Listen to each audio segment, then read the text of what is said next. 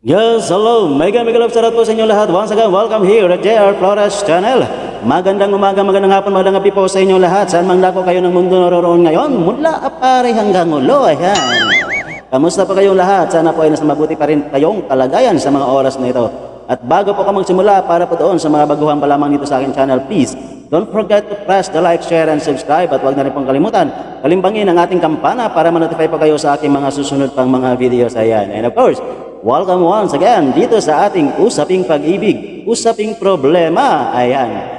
Ibinabalik na po natin ang ating content dahil medyo matagal tayong nawala dahil isiningit ko po yung aking music content which is ang ating Christmas edition music. Ayan. So nandito na po muli tayo sa ating Usaping Pag-ibig, Usaping Problema. At ano na naman ba ang pag-uusapan natin sa mga oras nito? Ayan. Ang ating pong tatalakayin ngayon ay ang ilang mga dahilan kung bakit hindi pa handang maging tatay ang ilang mga lalaki. Yan po ang ating pag-uusapan pagkatapos lamang nito.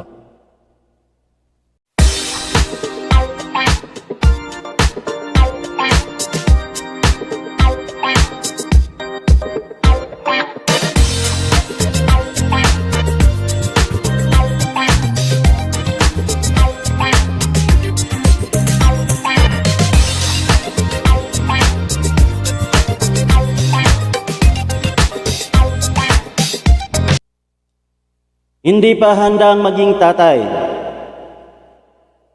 Ito ang laging sinasabi ng iba sa mga lalaki na tumatalikod sa kanilang responsibilidad. O kaya naman, ay hindi pa rin ginugustong magkaanak sila ng kanilang partner. Pero kahit ang mga lalaking magkakaanak na o buntis na ang kanilang asawa ay nakakaramdam pa rin ito. Ayon sa isang pag-aaral, ang mga dahilan kung bakit ganito ang pananaw ng lalaki ay hindi lang basta dahil sa bigat ng kanilang responsibilidad ng pagiging magulang. Marami rin silang ibang factors na isinasaalang-alang at kinatatakutan. Sa pamamagitan ng content analysis ay narito ang natuklasan ng isang pag-aaral. Karamihan umano sa mga pag-aaral tungkol sa kahandaan ng pagiging isang magulang ay tumutukoy lamang sa nararamdaman o point of view ng mga babae.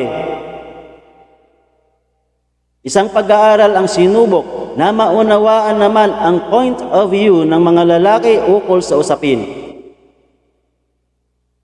Isinagawa ito sa pamamagitan ng content analysis na ibinase sa mga post sa isang forum sa Reddit. Ang pag-aaral ay sinagawa ng mga clinical psychologists na sina Pamela D. Pilkington at Holly Romanov na pinamagatang Father's Worries During Pregnancy, a Qualitative Content Analysis of Reddit.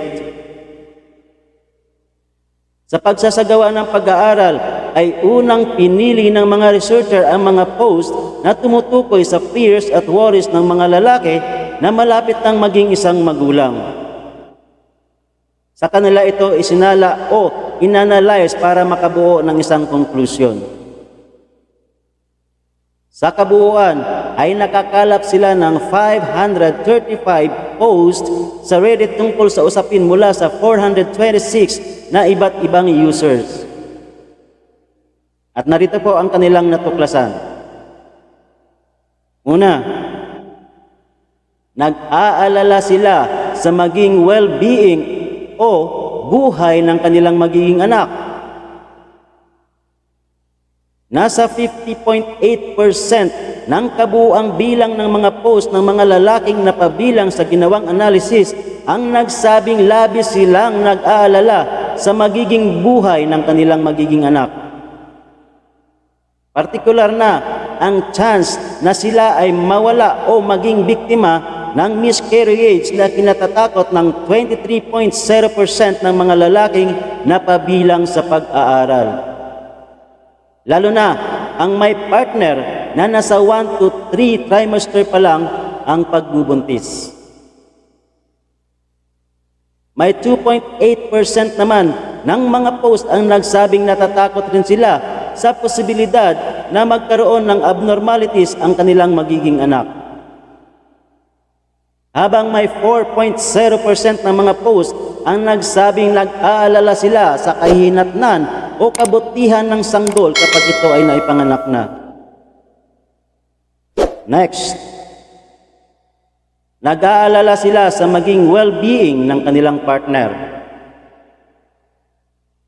Maliban sa kahinatnan ng kanilang magiging anak, ay natatakot rin sila sa maaaring mangyari sa kanilang partner. Nag-aalala sila sa epekto ng panganganak at kalusugan ng kanilang partner o ang banta nito sa buhay na ipinihiwatig ng 10.8% ng mga nakalap nilang posts. Next, iniisip nila na maaaring magdulot ito ng pagbabago sa pagsasama nilang magpartner o kaya naman ay may problema pa silang kinakaharap. Isa rin sa inaalala ng mga lalaki ay ang maaaring magdulot ng pagbabago sa pagsasama nilang magpartner ang pagdating ng isang sanggol.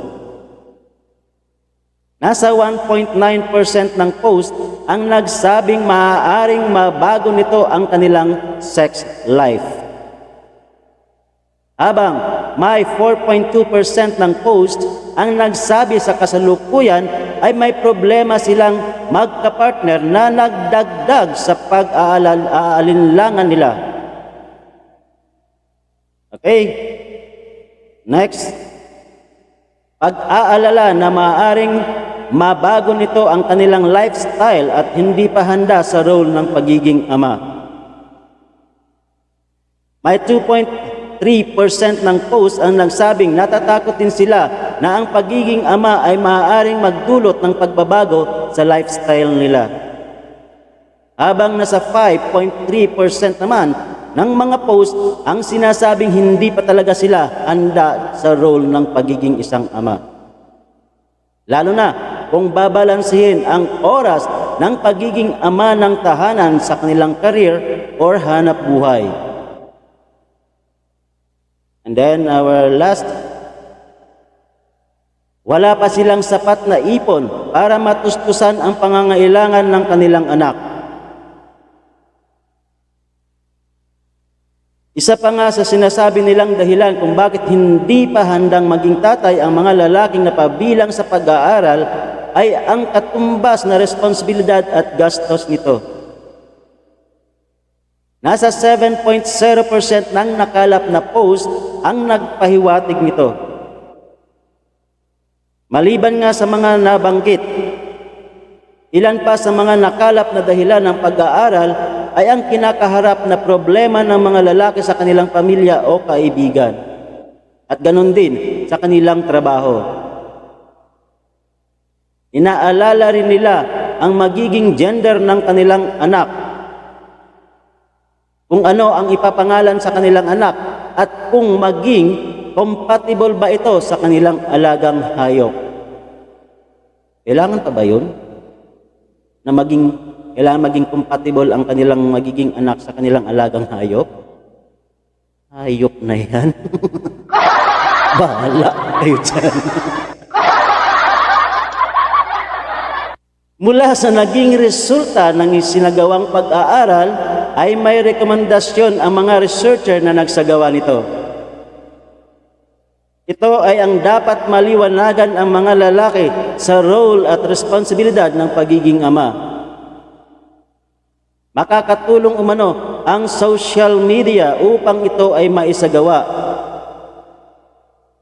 Ito ay sa pamamagitan ng pagkakaroon ng forum na pangungunahan ng mga experts at health professionals.